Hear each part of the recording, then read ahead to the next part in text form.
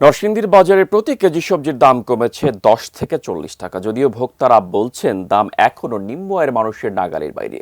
নরসিংদীর ভেলানগর বাজার থেকে বিস্তারিত জানিয়েছেন নরসিংদীর প্রতিনিধি সোহাগ মিয়া। নরসিংদীর বাজারগুলোতে শীতকালীন সবজির সরবরাহ বাড়ায় দাম অর্ধেকের নিচে নেমে এসেছে।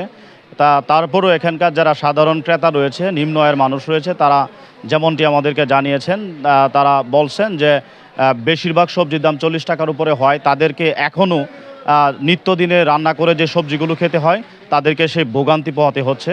আমি এই মুহূর্তে রয়েছি নরসিংদীর সদর উপজেলার অন্যতম সবজির বাজার বেলানগর বাজারে। এখানে বাজার ঘুরে আমরা সবজির দাম যেমনটি দেখতে পেরেছি যে শসা প্রতি কেজি বিক্রি হচ্ছে 40 টাকা, সিম বিক্রি হচ্ছে 40 টাকা। বিক্রেতারা বলছেন কৃষকদের ক্ষেত থেকে সবজি কেটে বাজারে নিয়ে আসলে হয়তোবা সবজির দামটা আরও কমে আসতে পারে। এছাড়াও তারা আমাদেরকে জানিয়েছেন যে সবজির পর্যাপ্ত সরবরাহ রয়েছে। এখানকার সাধারণ ক্রেতাদের সাথে কথা বলে যেমনটি জানতে পেরেছি, কিছু কিছু সবজির দাম অর্ধেকের নিচে নেমে আসলেও এখনও এমন কিছু সবজি রয়েছে যেগুলোর দাম 40 টাকার উপরে। সেইগুলো কিনে তাদের রান্না করে খেতে এখনও অনেকটা ভোগান্তি পোহাতে হচ্ছে বলে তারা আমাদেরকে জানিয়েছেন।